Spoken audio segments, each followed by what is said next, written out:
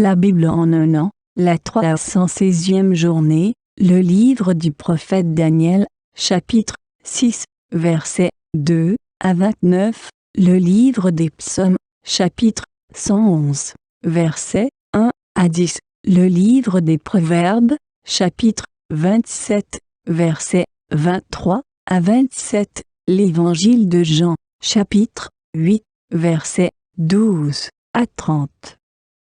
Le livre de Daniel, chapitre 6. Darius trouva bon d'établir sur le royaume 120 administrateurs qui devaient être répartis dans tout le royaume. Il mit à leur tête 3 responsables, parmi lesquels figurait Daniel, afin que les administrateurs leur rendent des comptes et que le roi ne subisse aucun dommage. Daniel se montrait supérieur aux autres responsables et aux administrateurs parce qu'il y avait en lui un esprit extraordinaire. Le roi pensait à lui confier la responsabilité de tout le royaume.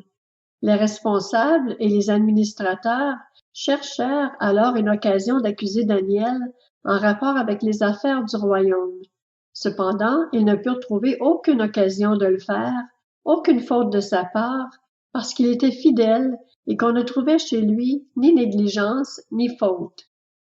Ces hommes dirent: « Nous ne trouverons aucun motif d'accusation contre ce Daniel, à moins d'en trouver un dans la loi de son Dieu. » Puis ses responsables et ses administrateurs se précipitèrent vers le roi et lui dirent: « Roi Darius, puisses-tu vivre toujours? » Tous les responsables du royaume, les intendants, les administrateurs, les conseillers et les gouverneurs sont d'avis que le roi proclame un édit comportant une interdiction sévère.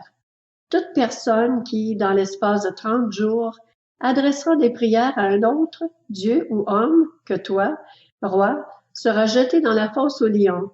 Maintenant, roi, confirme l'interdiction et écris le décret afin qu'il ne puisse pas être modifié comme la loi des Mèdes et des Perses qui est irrévocable. Là-dessus, le roi Darius écrivit le décret d'interdiction. Lorsque Daniel fut au courant de la rédaction de ce décret, il se retira dans sa maison, où les fenêtres de la chambre à l'étage étaient ouvertes dans la direction de Jérusalem. 3 fois par jour, il se mettait à genoux, priait et exprimait sa reconnaissance à son Dieu, tout comme il le faisait avant. Alors ces hommes se précipitèrent et trouvèrent Daniel en train de prier et de supplier son Dieu.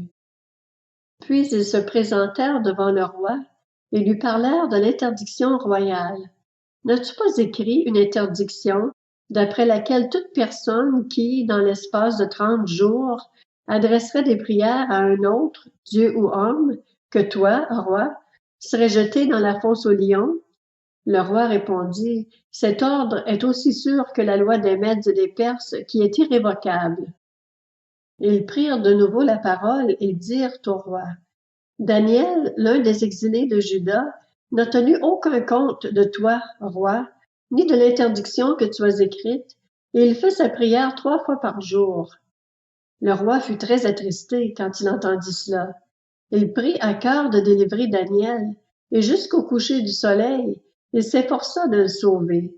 Mais ces hommes insistèrent auprès du roi et lui dirent: « Sache, roi, que d'après la loi des Mèdes et des Perses, aucune interdiction ni aucun décret confirmé par le roi ne peut être modifié. » Alors le roi donna l'ordre de faire venir Daniel et de se jeter dans la fosse aux lions.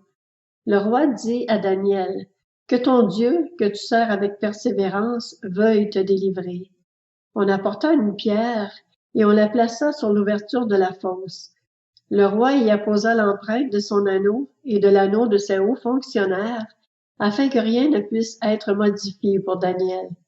Le roi se rendit ensuite dans son palais.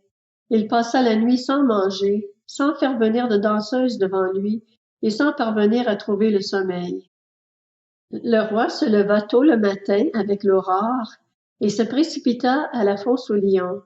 En s'approchant de la fosse, il appela Daniel d'une voix triste et lui demanda: « Daniel, serviteur du Dieu vivant, ton Dieu que tu sers avec persévérance a-t-il pu te délivrer des lions? » Daniel répondit au roi: « Roi, puisses-tu vivre toujours? Mon Dieu a envoyé son ange et fermé la gueule des lions. Ils ne m'ont fait aucun mal, parce que j'ai été trouvé innocent devant lui. Devant toi non plus, roi, je n'avais rien fait de mal. Le roi fut alors tout heureux et ordonna de faire sortir Daniel de la fosse. Daniel fut retiré de la fosse. On ne trouva aucune blessure sur lui parce qu'il avait eu confiance en son Dieu. Le roi ordonna que les accusateurs de Daniel soient amenés et jetés dans la fosse aux lions avec leurs enfants et leurs femmes.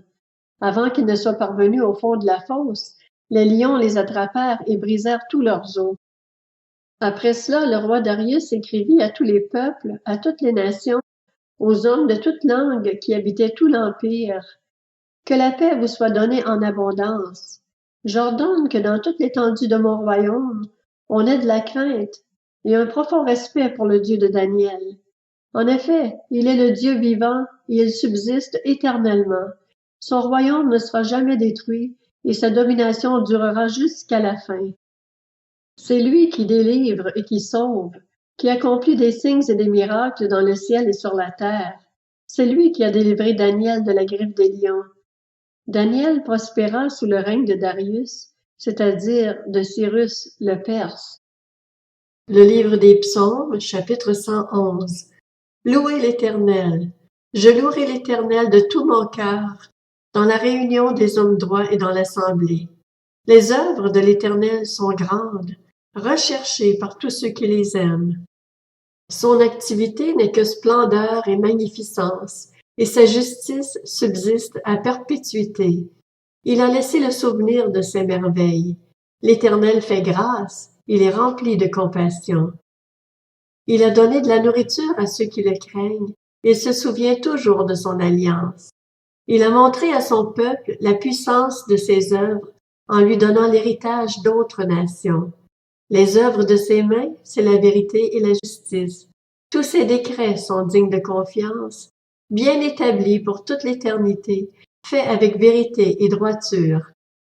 Il a envoyé la libération à son peuple, il a prescrit son alliance pour toujours. Son nom est saint et redoutable. La crainte de l'Éternel est le commencement de la sagesse.